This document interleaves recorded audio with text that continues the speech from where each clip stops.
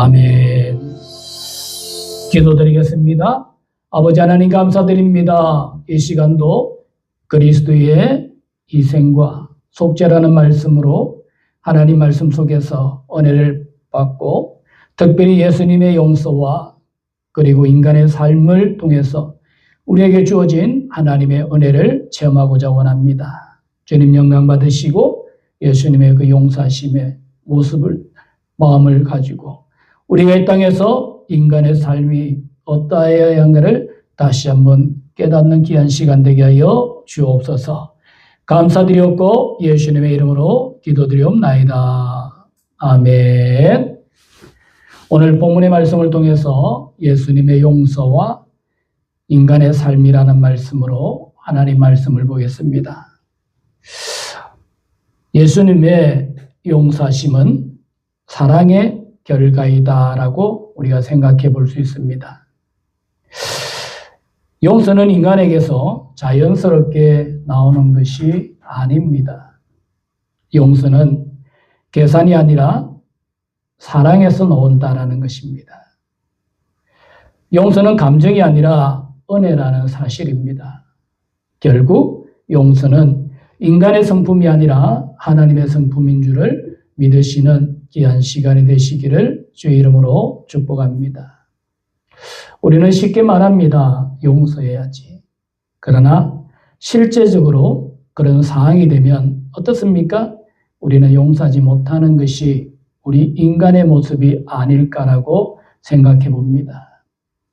그래서 오늘 성경이 말씀하시는 용서는 단순한 간용이 결코 아니다라는 거죠. 성경이 말하는 용서는 바로 십자가라는 사실을 우리에게 말씀해 주고 있습니다. 하나님은 죄인을 사랑하셨습니다. 사랑하셨기 때문에 독생자를 주셨습니다. 독생자를 주셨기 때문에 또한 십자가를 통하여 우리에게 용서가 주어졌다라는 사실을 우리에게 분명히 말씀하고 있습니다. 그러므로 인해서 용서는 하나님의 사랑의 결과라는 것을 다시 한번 꼭 믿으시는 믿음의 성도들이 되시기를 주의 이름으로 축복합니다. 오늘 본문에 보면 간음하다가 현장에서 잡힌 여인이 등장합니다. 그녀의 모습을 보면 어떻습니까? 변명할 수도 없습니다. 또한 부인할 수도 없습니다. 그는 율법대로라면 돌에 맞아 죽어야 마땅한 여인이었습니다. 그래서 사람들은 그 여인을 향해서 돌을 들었습니다. 그리고 그 여인을 향해 정죄했습니다. 하지만 예수님께서는 그 여인을 향해 사랑을 드셨고 그 여인을 용서하는 이런 모습들을 우리에게 보여주고 있다는 것입니다. 그래서 우리는 이 장면은 한 여인의 단순한 이야기가 아니라는 사실입니다. 우리 모두의 이야기임을 여러분이 꼭 기억할 수 있기를 주의 이름으로 축복합니다. 우리는 하나님 앞에서 모두가 죄인이었습니다. 우리는 정죄받아야 할 존재였다라는 겁니다. 그러나 예수님이 우리 앞에서 계심으로 인해서 우리가 정죄받지 않고 구원받은 것을 다시 한번 꼭 기억하시고 오늘 본문의 말씀을 통해서 예수님의 용서와 인간의 삶이라는 말씀을 다시 한번 생각해 볼 수 있는 귀한 시간이 되시기를 바랍니다. 오늘 본문 말씀 1절에서 5절에 보면 인간은 자신들이 의인인 줄 안다라는 겁니다. 본문 4절, 5절을 다 같이 읽어봅니다. 예수께 말하되 선생이여 이 여자가 간음하다가 현장에서 잡혔나이다. 모세는 율법에 이러한 여자를 돌로 치라 명하였거니와 선생은 어떻게 말하겠나이까? 유대인들 가운데 서기관과 바리새인들이 있습니다. 이들은 어떤 사람입니까? 우리가 잘 알듯이 이들은 율법 전문가들입니다. 또한 종교 지도자들입니다. 신앙이 좋은 사람들로 평가받았던 사람들입니다. 그런데 이들의 모습은 어떻습니까? 인간의 본성을 보여주고 있다라는 거죠. 오늘 본문에 기록된 대로 그들은 죄인을 끌고 왔습니다. 그러나 중요한 것은 자신은 죄인이 아니다라고 생각하는, 그래서 그들은 그 죄인이라고 하는 여인을 향해서 돌을 들었습니다. 하지만 그들은 자신은 어떻게 했다? 깨끗하다 생각했다라는 거죠. 이것이 인간의 모습이라는 사실을 성경은 우리에게 말씀해 주고 있습니다. 우리가 다윗을 보면 어떻습니까? 나단 선지자가 비유를 말했을 때 다윗이 분노합니다. 사무엘하 12장 5절을 읽어봅니다. 다윗이 그 사람으로 말미암아 노하여 나단에게 이르되 여호와의 살아계심을 두고 맹세하노니 이 일을 행한 그 사람은 마땅히 죽을 자라.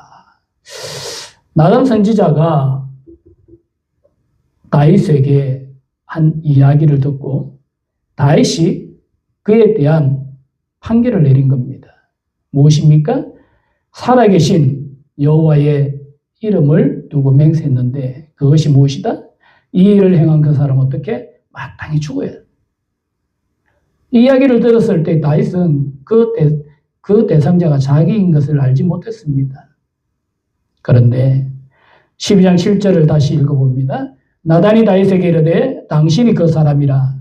이스라엘의 하나님 여호와께서 이와 같이 이르시기를 내가 너를 이스라엘 왕으로 기름 붓기 위하여 너를 사울의 손에서 구원하고라고 기록되어 있습니다. 인간은 이와 같이 자기 죄를 보지 못합니다. 다윗이라는 사람이 자기의 죄를 봤다면 과연 그런 판결을 내렸을까라는 거죠. 결국 다윗도 자신이 지은 그 죄에 대하여 자신을 돌아보지 못하는 이런 결과를 우리에게 보여주고 있는 것과 같이 이것이 바로 우리 인간의 모습이라는 것을 성경은 말씀하고 있습니다. 그래서 특별히 오늘 이 말씀을 통해서 우리는 무엇보다도 인간은 모두가 죄인인 것을 다시 한번 자각할 수 있는 귀한 시간이 되시기를 주의 이름으로 축복합니다. 누가복음 18장 11절 말씀에 보면 바리새인은 서서 따로 기도하여 이르되 하나님이여 나는 다른 사람들 곧 토색 뿌리 가늠하는 자들과 같지 아니하고 이 세리와도 같지 아니함을 감사합니다라고 합니다. 이것이 인간이라는 거죠. 나는 의롭고 상대방은 불의하고 나는 의인이고 상대방은 죄인이다라는 겁니다. 이게 인간이 가지고 있는 본성이라는 겁니다. 그래서 사람들은 뉴스 속 범죄자를 보며 말합니다. 저런 사람은 어떻게 하라? 벌 받아야 한다. 그러나 하나님은 우리를 보며 말씀합니다. 뭐라고요? 너도 죄인이다. 성경에 말씀합니다. 모든 사람이 죄인이라고. 의인은 없나니 하나도 없다고.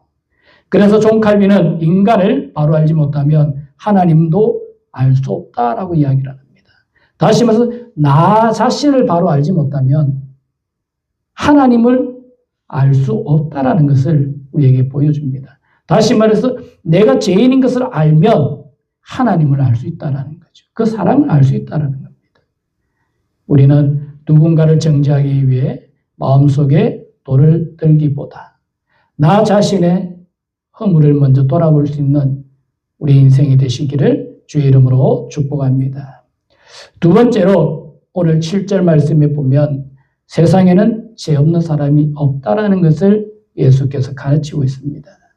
8장 7절을 읽어봅니다. 너희 중에 죄 없는 자가 먼저 돌로 치라. 이 말씀은 무엇입니까? 예수님께서 이 말씀을 통해서 우리 인간이 가지고 있는 교만을 무너뜨리고 있다는 거죠. 예수님은 여인의 죄를 부정하지 않으셨습니다. 예수님은 사람들의 윗선을 이 말씀을 통해서 드러내고 있다는 것을 보여줍니다. 그래서 우리가 앞에도 살펴봤듯이 로마서 3장 10절 말씀에 의인이 없다라고 합니다. 없대 어떻게? 하나도 없다라고 합니다. 디모데전서 1장 15절을 읽어봅니다. 빛보다 모든 사람이 받을 만한 이 말이여 그리스도 예수께서 죄인을 구원하시려고 세상에 임하셨다 하였도다. 죄인 중에 내가 개수니라. 바울 같은 사람이 죄인 중에 개수라고 그러면 과연 우리는 어떻게 했느냐는 거죠.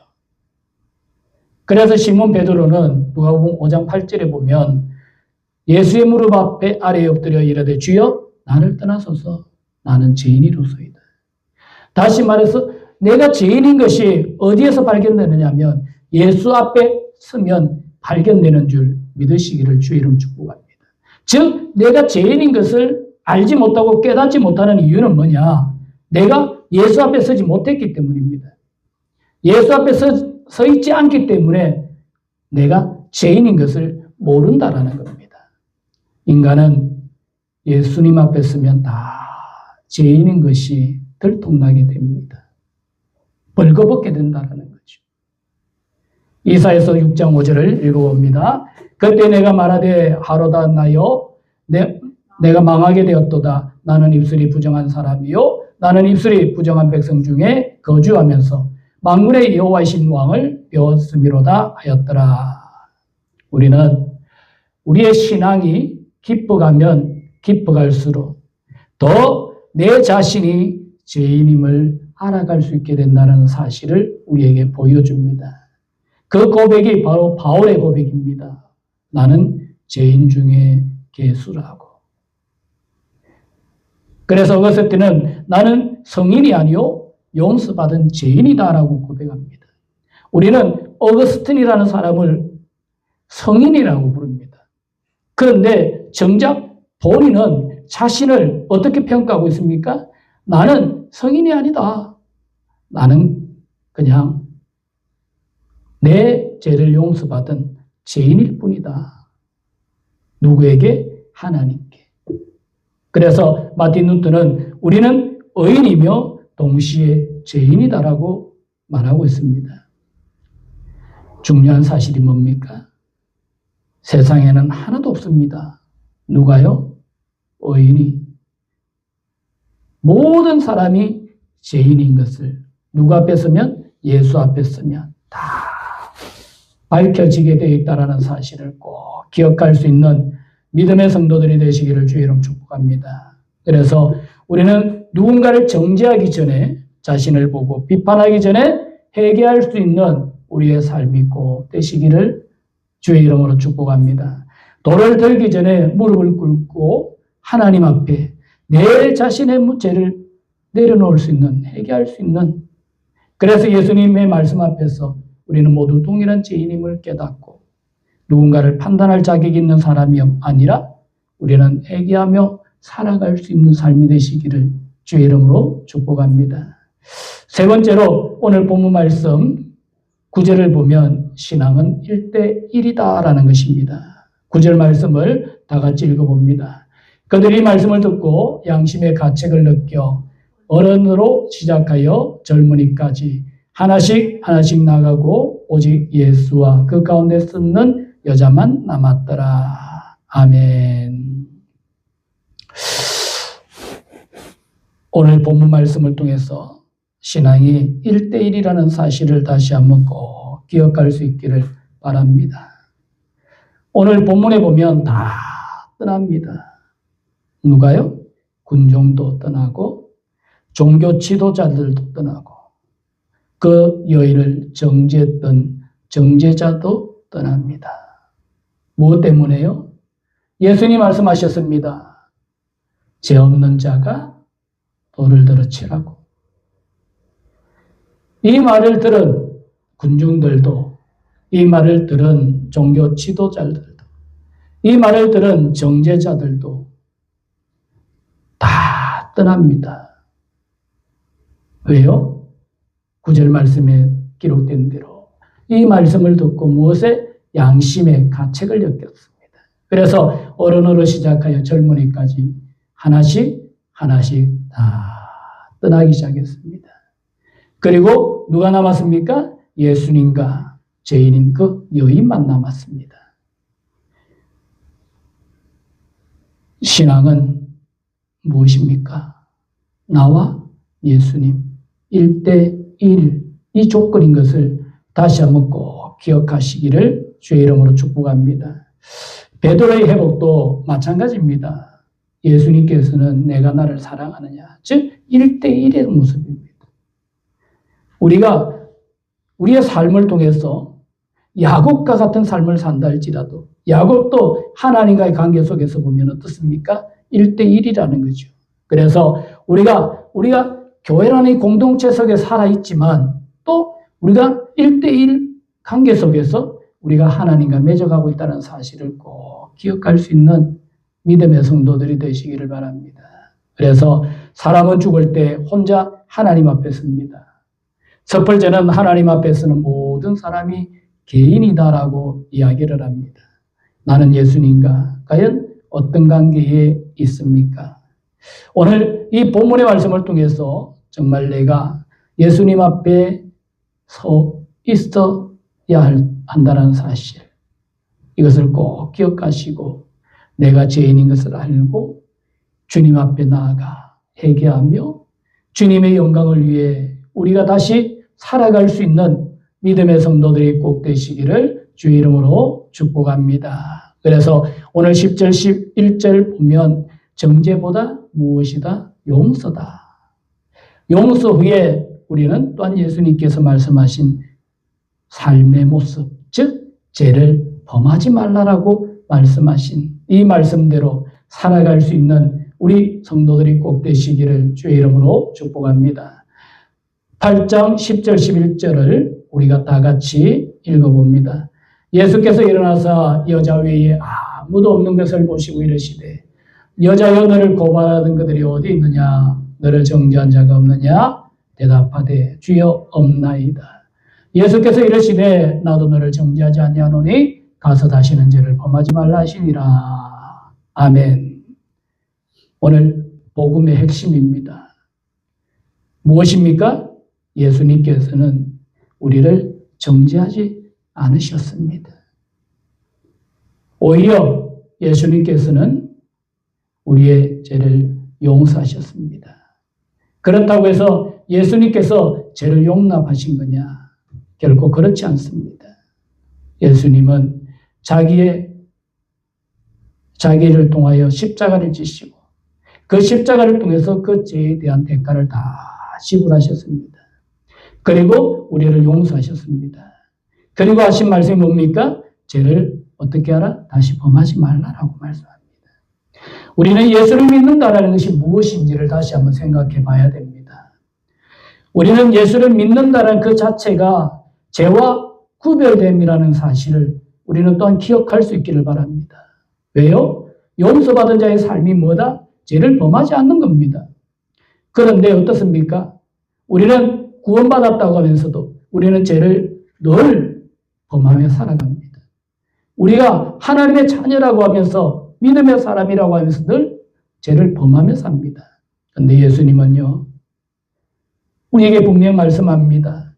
이 여인을 용서하신 예수님께서 다시는 어떻게 하라? 죄를 범하지 말라라고 말씀해 주셨습니다. 나도 너를 정죄하지 아니한다고 하셨습니다. 이것이 은혜입니다. 하나님께서 우리를 정죄하지 아니하시는 것은 은혜요. 이 은혜를 받은 우리의 삶의 모습이 무엇이다? 다시는 죄를 범하지 않는 것. 우리는 이것을 무엇이라고 한다? 성화라고 합니다.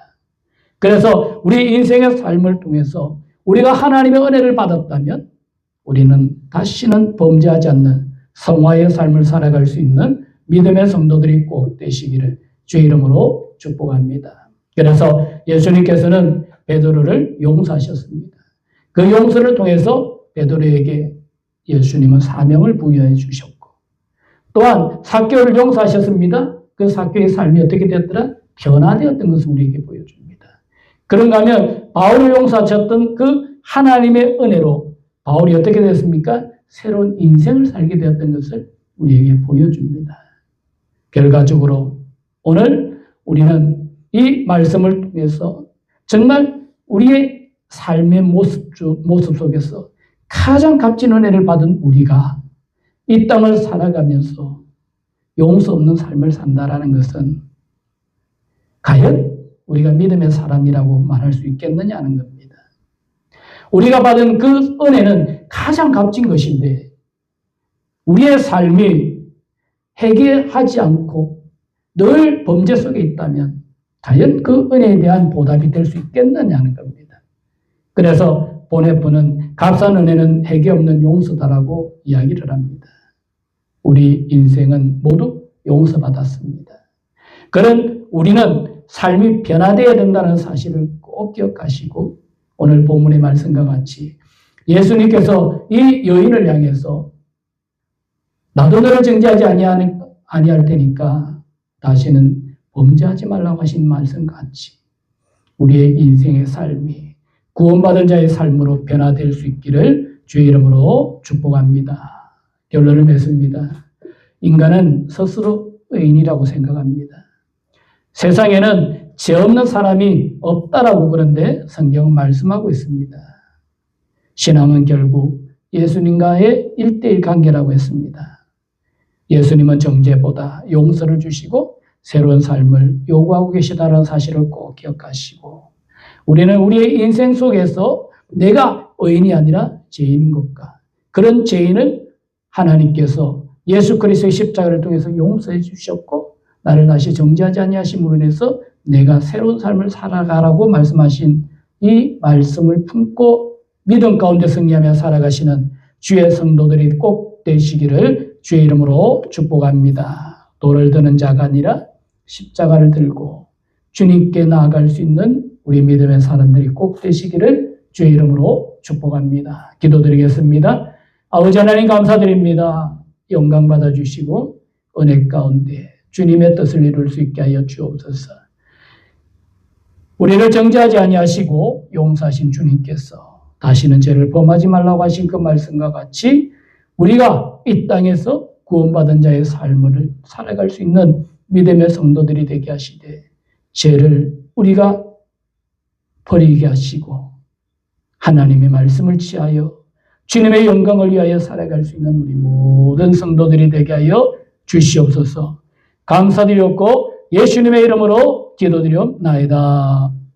아멘. 이제는 우리 주 예수 그리스도의 은혜와 하나님의 무한하신 사랑과 성령님의 내주 교통 역사하심이 오늘 주의 말씀과 같이 주님의 은혜로 구원받은 우리가 주의 말씀과 같이 다시는 범죄하지 않고 하나님의 영광을 위하여 살아가기를 원하는 우리 모든 성도들 머리 위에와 우리의 성도들의 가정과 사역과 자녀들 머리 위에와 사랑하는 딸의 가정과 우리 성도들의 믿음과 여인의 건강 축복 위에 지금부터 영원토록 함께 있을지어다. 아멘.